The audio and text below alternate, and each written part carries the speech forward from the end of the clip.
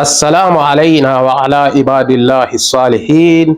السلام عليكم ورحمة الله وبركاته. Allah.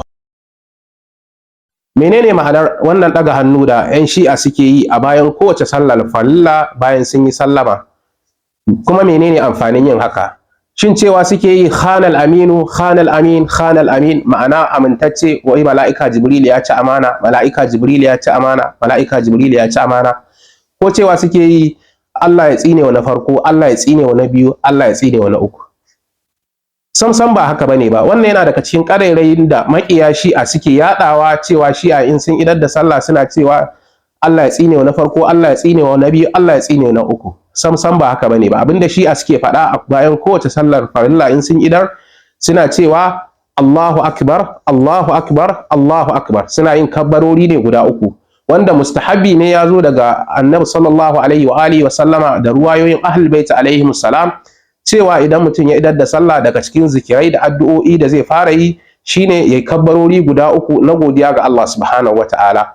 Kuma ba a littattafan shi'a kadai ba, hatta a littattafan waɗanda suka saba wa shi'a wannan ya zo. To amma makiya a koda yaushe kokarin su na juya fuskar gaskiya da ɓata wasu, suna kirkirar ƙarairayi, suna dangantawa shi'a, suna faɗa cewa wai shi'a sun faɗi wasu abubuwa daban. Bayan kabbarori ne guda uku na godiya ga Allah subhanahu wataala bayan kowace sallah da ake yi. Bari mu karanta wasu daga cikin ruwayoyin shi'a da ma wasu shi'a da suka zo cikin bayanin wannan. Misali, akwai ruwayar da ta zo a cikin littafin Ilalul Shara'i na Ash-Shaykh As-Saduq rahmatullahi ta'ala alaihi, da yake cewa عن المفضل بن عمر عن المفضل بن عمر دك مفضل بن عمر باين يقول إسناد سا قال قلت لأبي عبد الله عليه السلام لأي إلة يكبر المصلي.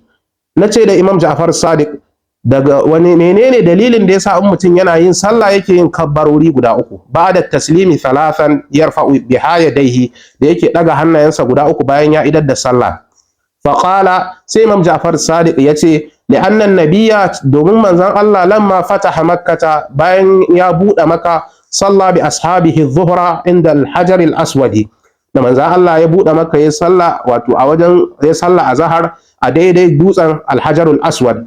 فلما سلم يعني منزان الله يسلم رفع يديه وكبر ثلاثا، يا دغا حننسا sannan ya kabbarori guda uku, wa qala sannan ya ce وقال سنة منزل الله يتي لا إله إلا الله وحده أنجز وعده ونصر عبده وأعز جنده وغلب الأحزاب وحده فله الملك وله الحمد يحيي ويميت وهو على كل شيء قدير. منزل الله يوانا الدعاء ثم أقبل على أصحابه. سنة منزل الله يكل صحبان سيتي دسو، فقال يتي دسو لا تدعوا هذا التكبير، kakku bari yin wannan kabbarori guda uku da nayi, wa hadha alqawla, da wannan zikirin da na karanta, fi duburi kulli salatin maktuba, a bayan kowace sallah wato ta farilla. Fa inna man fa'ala dhalika ba'da at-taslimi, domin duk wanda ya aikata haka bayan yayi sallama, wa qala hadha alqawla, sannan ya faɗi wannan zikiri, kana qad adda ma yajibu alaihi min shukrillahi ta'ala,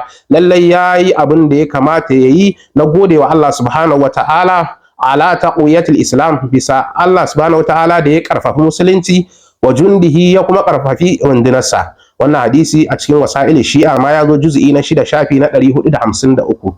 haka nan hatta a cikin littattafan ahlus sunna wal jama'a akwai ruwaya Abdullahi dan Abbas da yake cewa ma kunna na'rifu inqida'a salati rasulillahi sallallahu alaihi wa alihi wa sallama illa bit takbir. Ba mu kasance muna sanin cewa manzon Allah ya kammala sallah, ya idar da sallah ba, yayin da muke sallah a bayansa sai mun jiyo wannan kabbara, yana yin wannan kabbara kamar yadda ya zo a sahihu Muslim.